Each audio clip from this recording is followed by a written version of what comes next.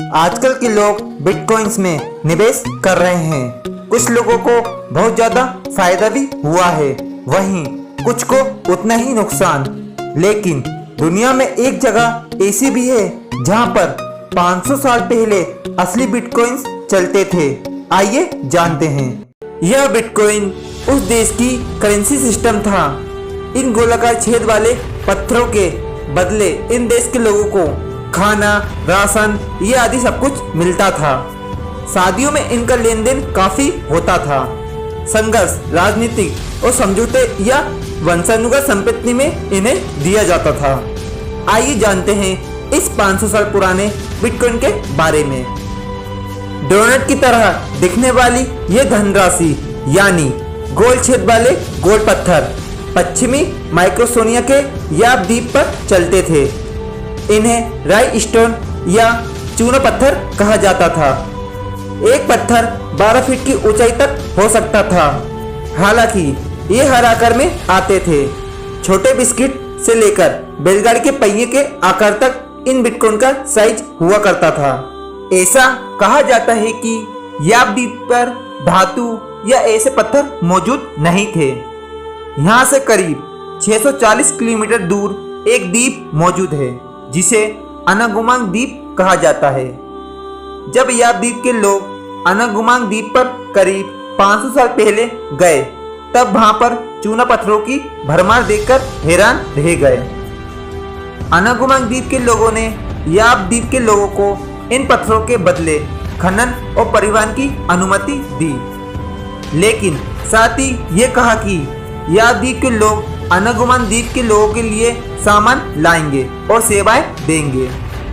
इसके बाद याप द्वीप के लोग इन पत्थरों को अपने आइसलैंड पर लाने लगे।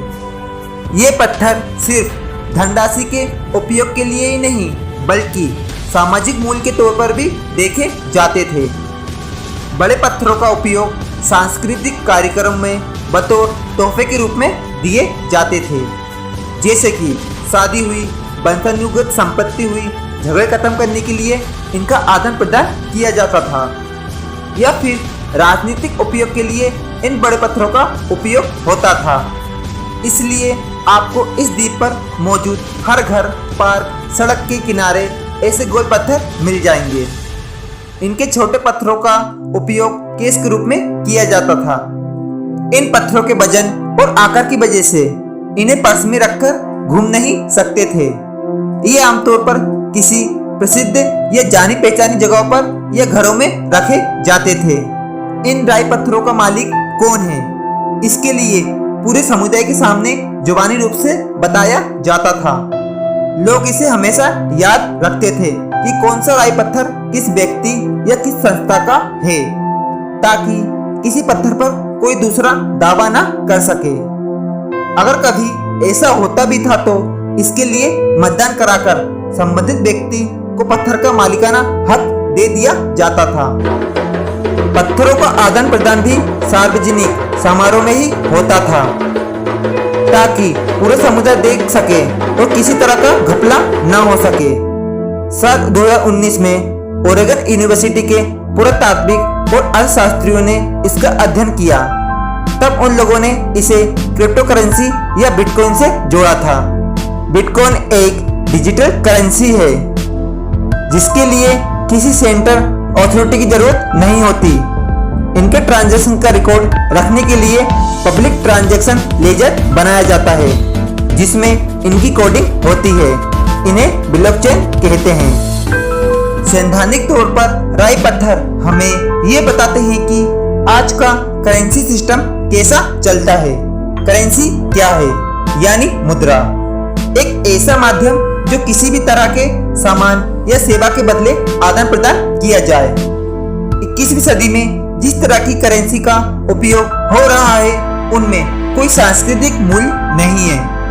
आप इन नोटों को ना रख सकते हैं ना ही पहन सकते हैं। ये कोई कीमती कमोडिटी से जुड़े नहीं है। जैसे सोना, ये कीमती सिर्फ इसलिए है क्योंकि इन्हें सरकार का समर्थन मिला है। सरकार ने इन नोटों को एक अलग तरह का मूल्य दिया है, वैल्यू तय की है। असल में ये कुछ नहीं है। थैंक यू गाइस पूरा वीडियो देखने के लिए। अगर आपको हमारी ये वीडियो पसंद आई है तो प्लीज़ इस वीडियो को ज़्यादा से ज़्यादा लाइक करके सब्सक्राइब एंड शेयर जरूर कर दीजिए। प्लीज़ गाइस शेयर जरूर कीजिए। इसी तरह हम इम्पोर्टेंट फैक्ट से जुड़ी न्यूज़ लाते रहेंगे। ठीक है गाइस, लव यू ऑल।